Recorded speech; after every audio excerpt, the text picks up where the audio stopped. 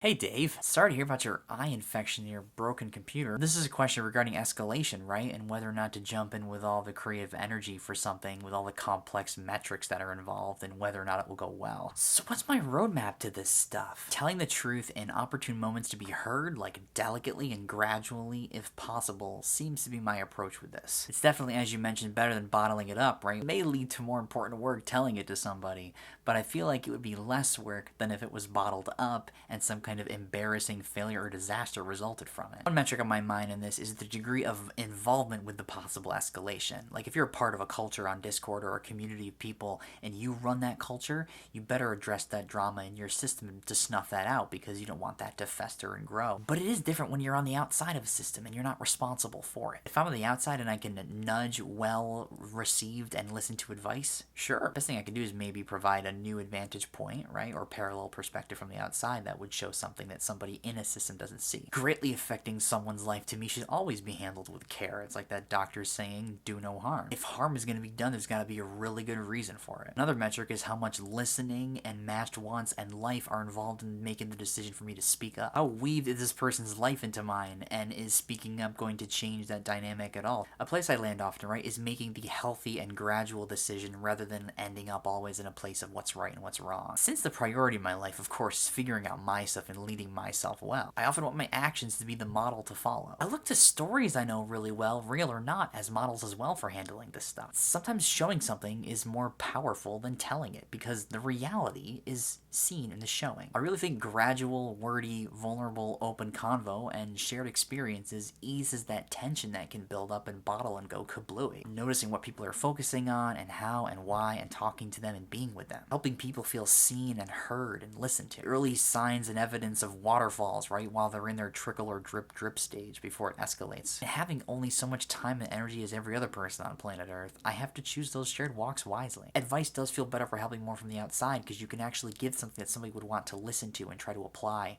instead of having to show them the entire journey. Violence, escalation, drama as the majority or priority is something that I do not want to prioritize. That's last resort and not a beginning place for me. Helping people change their minds from unaware to aware is really hard and generous work. Getting people to realize they're not the center of the universe. I'd rather stick with people with my committed values already, and that's not the way that you efficiently help people change. I'm not in control of other people's lives. It's not my priority to make decisions for them. But I'll help in a deep full of hand ways that I can, and surface level ways like advice. We're all in this together. Let's not live and be mastered by our lizard brains. It really got me thinking, Dave. I really want to be mindful how I change my own mind, help others change mine, and weave my added value into other people's lives. That feels like it really matters. So thanks.